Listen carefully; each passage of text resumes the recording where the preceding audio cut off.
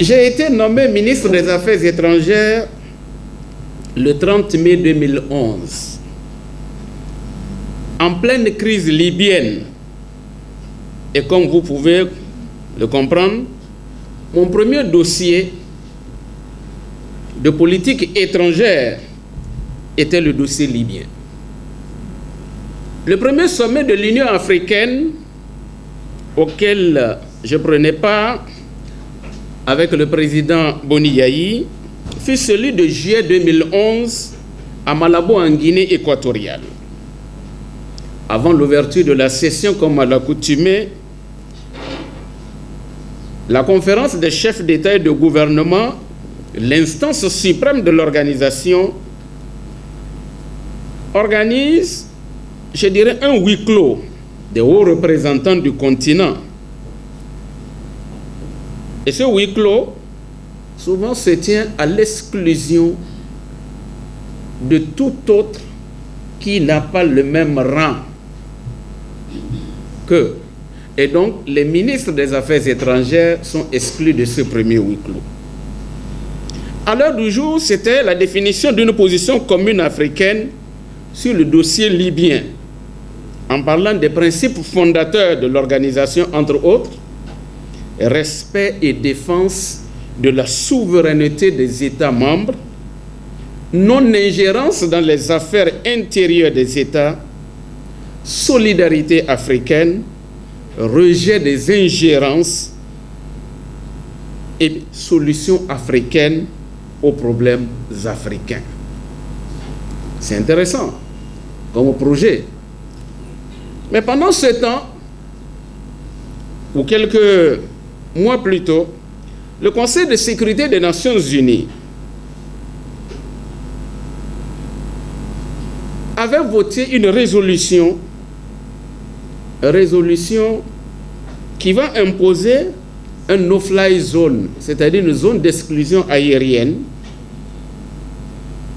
sur la Libye, en partant de l'accusation selon laquelle le guide Kadhafi exterminerait les populations civiles libyennes, notamment dans les régions de soulèvement populaire comme à Benghazi, où des groupes rebelles avaient créé une instance de regroupement, une sorte de gouvernement parallèle qu'on appelait alors CNT, Conseil national de transition, avec le soutien de commanditaires extérieurs.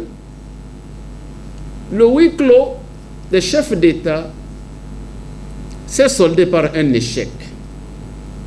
Je vois encore en image le Premier ministre éthiopien Meles Zenawi, le président Paul Kagame et autres qui étaient radicalement opposés à toute position commune africaine sur la question libyenne.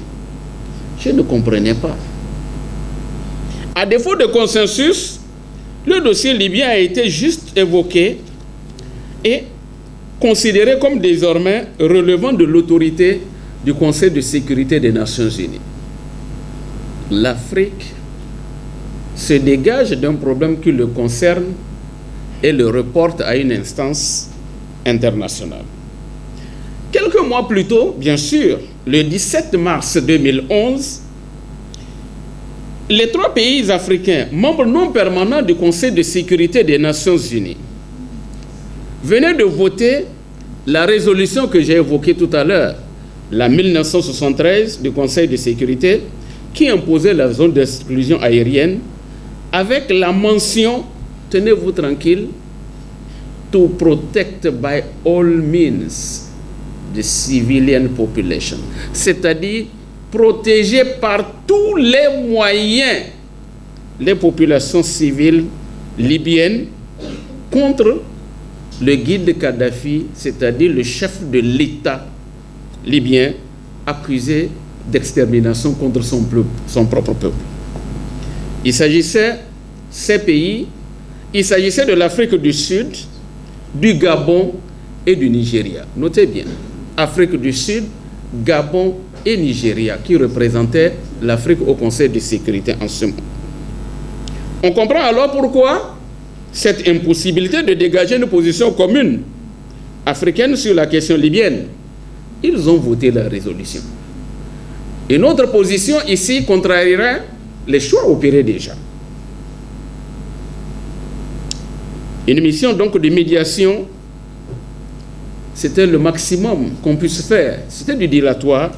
Mais une mission de médiation africaine de la dénaissance a été mandatée pour se rendre à Tripoli. Mais après l'adoption de la résolution, le contrôle de l'espace aérien libyen est passé aux mains des puissances étrangères, les pays de l'OTAN. La délégation de chefs d'État africains qui a tenté de négocier cette fois-ci, vous savez, avec la France de Sarkozy et avec les États-Unis d'Obama, en vain, pour obtenir l'autorisation de survoler l'espace aérien libyen pour aller se poser à Tripoli. Refus systématique donc des puissances de l'OTAN. Les chefs d'État africains, la mort dans l'âme, sont restés cloués au sol. Ils ne pouvaient pas accéder à la Libye. La mission de médiation a été annulée, de fait, par l'impossibilité d'accéder au territoire libyen. Ironie du sort, le président sud-africain était lui-même membre de cette délégation. Les conséquences de la résolution qu'il a votée aux Nations Unies l'empêchent de mener une action au nom de l'unité africaine, au nom du panafricanisme, en tout cas, disons de l'Union africaine. Par la suite, le Conseil de paix et de sécurité de l'Union africaine n'arrivait pas, lui aussi, à adopter une position commune africaine autour de la reconnaissance du CNT, Conseil national de transition libyen. Le secrétaire d'État américain d'alors, Madame Hillary Clinton, effectua une mission spéciale à Addis Abeba, au siège de l'Union africaine, pour persuader les représentants permanents des États africains qui composent l'organe qu'on appelle le COREP, pour tenter de les convaincre de reconnaître le CNT. Vous imaginez?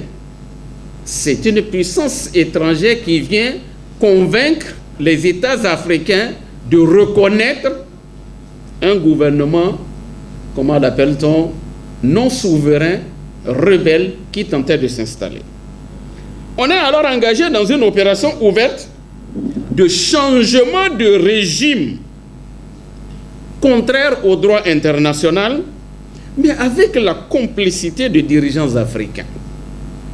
Le dernier grand panafricaniste, encore influent à l'époque, et à l'initiative de qui nous avons connu l'évolution de l'Organisation de l'Unité africaine, OUA, à l'Union africaine dans sa forme que nous connaissons, au dernier sommet, au sommet qui s'est tenu à Sirte, en Libye, en 1999. Le Bénin, mon pays, a tenté de résister à sa manière, mais a fini par abdiquer. Lorsqu'en octobre 2011, le président Kadhafi était tué, son système en voie de démantèlement et la réalité du pouvoir entre les mains des rebelles du CNT, le CPS, Conseil de paix et de sécurité de l'Union africaine, s'est réuni d'urgence et a adopté une résolution de reconnaissance du CNT. Où est le panafricanisme? Où est l'unité africaine? Où sont les valeurs et principes de l'unité africaine contenus dans l'acte constitutif de l'Union africaine adopté à Lomé le 11 juillet 2000? Qu'est-ce de la solidarité africaine dans la défense de la souveraineté des États membres? Puisque ce sont les principes et les valeurs. Impuissance ou division selon les intérêts nationaux des différents pays, ou encore prédominance des agendas, des ingérences extérieures, ou cet ensemble à la fois pour expliquer ce qui s'est passé en Libye. Un an après, un petit récit complémentaire. Un an après, donc en janvier 2012, le Bénin prenait la présidence en exercice de l'Union africaine. Et ma modeste personne, en tant que ministre des Affaires étrangères du pays en exercice, je devenais président du Conseil exécutif de l'Union africaine, c'est-à-dire l'organe qui regroupe l'ensemble des ministres des Affaires étrangères du continent africain, des 55 pays.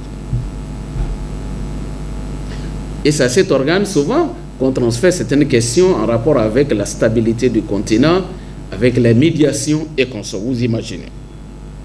C'était donc en pleine crise malienne que le Bénin prenait donc la présidence en exercice de l'Union africaine. Crise malienne, une autre situation qui va démontrer une autre impuissance, celle de l'incapacité d'un État souverain à assurer sa propre sécurité, le Mali. Alors, que va-t-il se passer?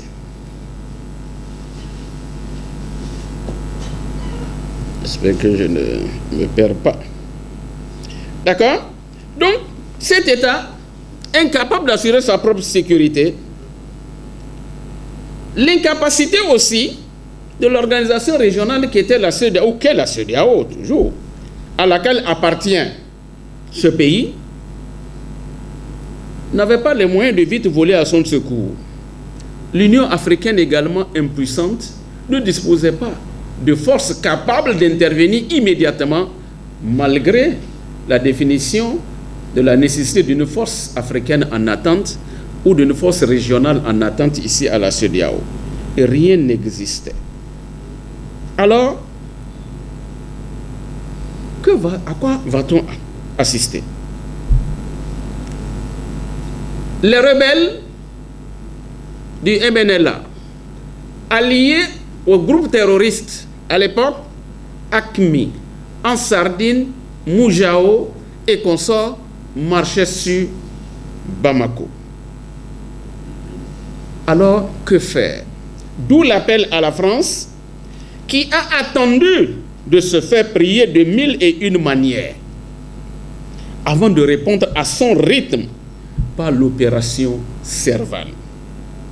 Je me rappelle alors que le président Yahi était en mission au Canada, ensemble avec lui, il a reçu l'appel salvateur, permettez-moi l'expression, du président Hollande, qui lui annonçait la décision du gouvernement français d'engager l'opération Serval pour stopper la progression des rebelles vers Bamako.